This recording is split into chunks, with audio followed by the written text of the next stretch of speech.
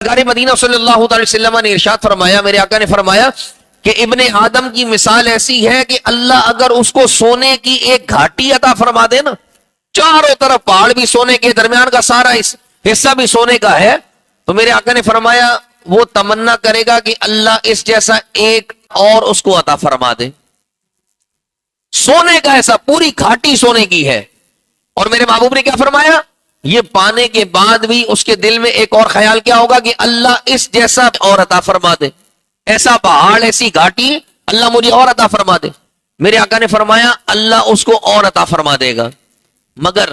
میرے آقا پھر فرماتے ہیں، فرمایا یہ باغ پانے کے بعد بھی وہ سکون سے نہیں بیٹھے گا بلکہ اور پہاڑ پانے کی تمنا کرے گا۔ یہاں تک کہ میرے آقا نے فرمایا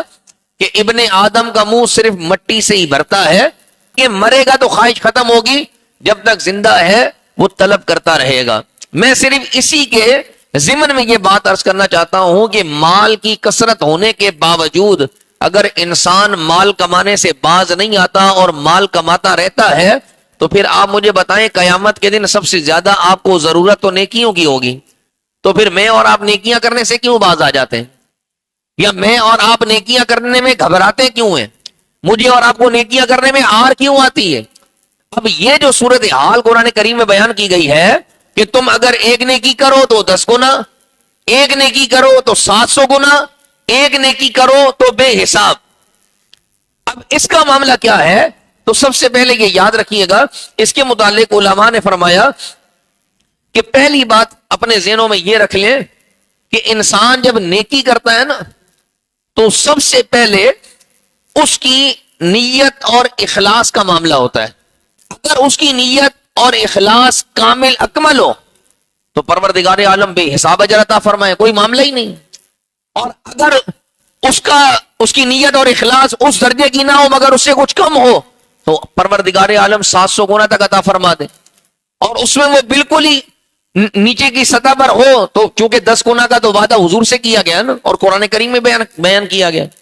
تو فرمایا کہ اگر اس کی نیت اس درجے کی ہے تو پروردگار عالم اس کو 10 گنا اجر عطا فرماتا ہے۔ ایک جواب تو یوں مفسرین نے سمجھایا، لیکن دوسرا جو جواب ہے نا وہ بڑے پیارے انداز سے سمجھایا، مجھے اور آپ کو آسانی ہوگی سمجھنے کے اندر، میں اس کو بات بیان کرتا ہوں۔ دیکھیں، ایک کروڑ پتی آدمی ہے، کسی بھوکے کو 2 روٹیاں دے دے۔ ایک متوسط آدمی ہے، وہ کروڑ پتی نہیں ہے، صرف ایسا ہے کہ اللہ تعالیٰ نے اس کو اتنا عطا کیا ہے وہ کسی سے سوال نہیں کرتا، متوسط ہے۔ متوسط آدمی 2 روٹیاں وہ بھی خیرات کر رہا ہے، اور ایک بندہ ایسا ہے جس کی کل کائنات 2 روٹیاں ہیں، اس کے پاس ان 2 روٹیوں کے سوا کچھ بھی نہیں ہے۔ اب دینے والا کروڑ پتی بھی 2 روٹیاں دے رہا ہے، متوسط بھی 2 روٹیاں دے رہا ہے، اور جس کی کل کائنات 2 روٹیاں ہیں وہ بھی 2 روٹیاں دے رہا ہے۔ تو اب علماء نے یہ بات سمجھانے کے لیے بیان کی ہے کہ دیکھیں، جو بندہ کروڑ پتی ہے وہ 2 روٹیاں دینے کا اہل نہیں تھا، وہ اس سے بھی زیادہ دے سکتا تھا۔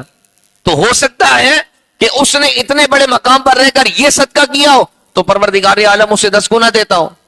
اب جو بندہ متوسط ہے وہ متوسط ہو کر 2 روٹیاں دے رہا ہے تو ہو سکتا ہے وہ خدا تعالیٰ کی بارگاہ میں 700 گنا اجر لے رہا ہو، اور جس کی کل کائناتی 2 روٹیاں ہیں اس کے بعد کچھ بھی نہیں بچتا ہے۔ اگر وہ 2 روٹیاں دیتا ہے تو بس اس کے بعد صرف اب صبر کرنے کے سوا کچھ بھی نہیں ہے، اور وہ صبر کر کے بیٹھ جاتا ہے، اور آپ کے پروردگار نے فرمایا انما یوفی الصابرون اجرهم بغیر حساب، کہ جو لوگ صبر کرنے والے ہیں تو اللہ تعالیٰ پھر ان کو بے حساب اجر عطا فرماتا ہے۔